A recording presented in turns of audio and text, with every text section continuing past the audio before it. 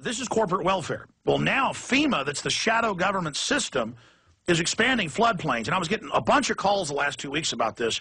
I know some folks that have a little lake cabin, and it is just probably 100 yards away from water, 60, 70 feet from where the lake has ever flooded, and massive insurance that they've been told the federal government says you've got to buy, and FEMA underwrites it. FEMA gets a big cut of it, and we've got this TV report, a levy official, FEMA plans to scam to raise money. Rob Rash, CEO and chief engineer of the levy district, made his accusation Saturday during a candidate forum. Rash told candidates that FEMA officials told him the agency owes $20 billion to the U.S. Treasury, and the only way they can get it is through flood insurance premiums.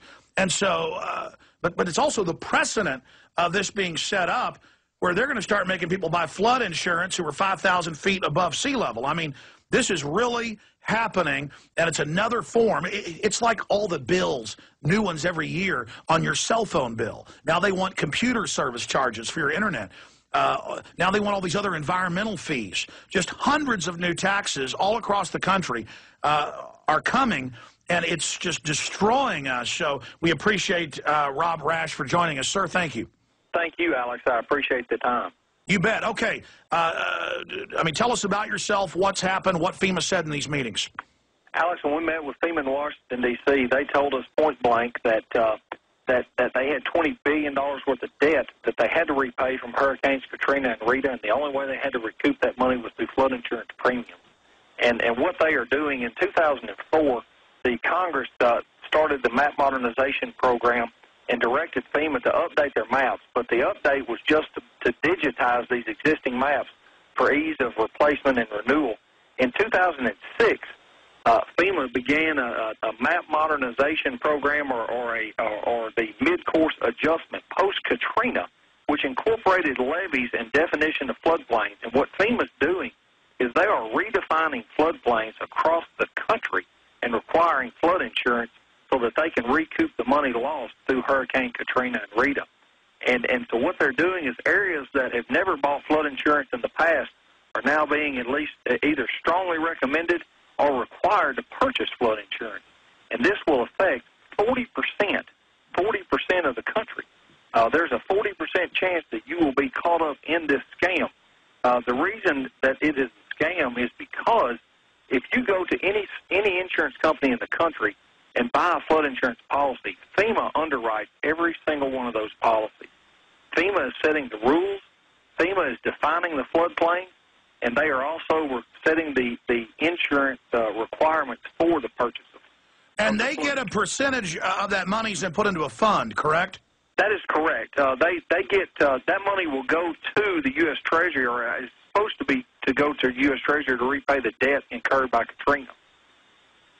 Now, with the mid-course adjustment, that was all written within the bureaucracy. That was not mandated by Congress. The 2004 bill, map modernization program, was mandated by Congress.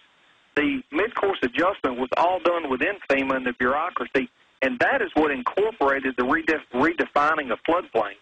And what FEMA's doing is they are completely ignoring the flood control structures that have been constructed the last 100 years across this country.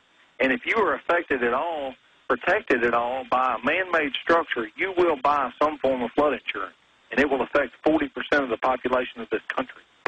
So if you live even anywhere near a dam or anywhere near a levee or any type of Army Corps of Engineer program, they're now going to have this expanded tax. And FEMA, I've also read, but correct me if I'm wrong because I've just seen it here and there in the news, that they're also saying we may not allow building in expanded areas now. And so it's federal jurisdiction over where you can build, what you can do, federal control over the levees districts, over the counties, just a giant scam. And if they get away with this, the sky's the limit.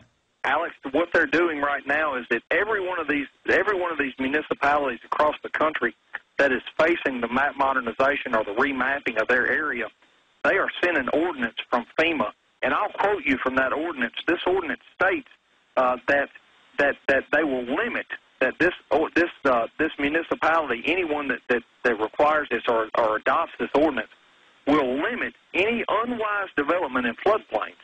Well, who who determines what unwise development is and adverse impacts of floodplain development? And what FEMA is doing is taking areas that people have lived and raised families and businesses for hundreds of years and built flood control structures to protect themselves, and they're negating these flood control structures and requiring insurance behind them in an effort to limit development.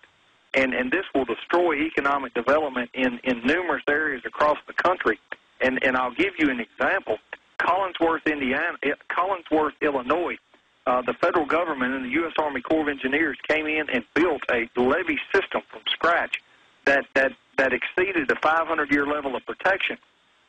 Under these new requirements issued by FEMA, these levees no longer meet those requirements, and although they passed a 100-year flood in 93 and 97 and protected the people of Collinsville, Illinois, they now are considered a high-risk area and are required to buy the highest amount of flood insurance, the highest. Well, here's another example. Take areas of Florida, Louisiana, Mississippi, areas of Texas. There's a lot of families and individuals that bought, over the last 100 years, cheap property. They're building golf courses, hotels on it. I mean, you name it, but people own it. And I've seen articles in different newspapers where now FEMA and others are just saying, look, you can't build here anymore. And if people choose to build a beach house that's 20 feet off the ground because they want to be on the beach, that's their business. And if they don't want to have it insured, they shouldn't be forced to get that insurance. So, I mean, this is really tyranny. And we see where this is leading, just where the sky's the limit. Right. And what's going to happen is FEMA is requiring these municipalities to accept this ordinance, or they will withhold funding for any emergency management, any emergency, whether it be a tornado, whether it be an earthquake, whether it be any type of emergency. They are threatening withholding of funding unless these maps are accepted by the local municipality. And as part of that, they have got to accept floodplain management, which requires everything to be elevated above that, quote, 100-year flood elevation as determined by FEMA. So basically, this is worse than federalization and a violation of the 9th and 10th Amendment. This is unelected executive branch FEMA basically saying, look, 40% of this country, we're now in control of it. We're the boss. We run your county. We run your city. We run your state. That is correct. That is exactly what they're doing, and they are holding future federal funding for any type of a disaster as they're dangling that carrot in front of them. And let's be clear, they take our state money and on average send about 33 cents back with strings attached. That's correct. I tell you, pretty soon won't be able to do anything without FEMA's permission. And if they pass this carbon tax law, home inspections, federal zoning laws, it just goes on and on. I'm getting a lot of feedback on this, and I'm seeing a lot of news articles where local flood managers and people are really upset by this. So it looks like at least some people are becoming aware of what's happened. Is there any way to stop this? There is a way to stop it. Congress can stop this. It takes quite a few congressmen. I'll give you an example. In 2007, there was a bill that passed through the Senate requiring mandatory flood insurance across the board behind or protected by any man-made structure. It passed with only four votes against through the Senate. It did not. It came out of the Senate Insurance Committee, which Chairman Dodd, Senator Dodd is chairman, and it passed with only 4 dissenting votes. However, we now have 16 senators that are against this mandatory flood insurance and what FEMA is doing. And this letter has been sent to FEMA, and several meetings have occurred with FEMA to slow this down through the bureaucracy. But it has to be stopped, and it'll have to be stopped through the Congress. Okay, reading this article from KATV Television, and this is out of Truman, Arkansas. It says, an official at the St. Francis Levee District says recommendations by the Federal Emergency Management Agency for local landowners to purchase flood insurance are nothing more than a scam. Rob Rash, CEO and chief engineer of the Levee District, made this accusation Saturday during a candidate forum at Truman attended by several people hoping to win the 1st District congressional seat. Rash told candidates that FEMA officials told him the agency owes $20 billion to the U.S. Treasury and the only way they can get it is through flood insurance premiums, part of which FEMA gets.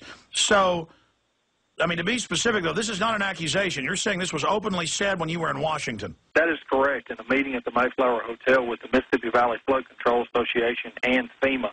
And this, it's very clear, and FEMA officials were very clear that the only way that they have to get money is through their flood insurance premiums. And that is what they are pushing. They are taking flood control structures that have federal dollars and local dollars and billions of federal dollars and local dollars to protect citizens, and have been designed, constructed, and maintained over the last 150 or 200 years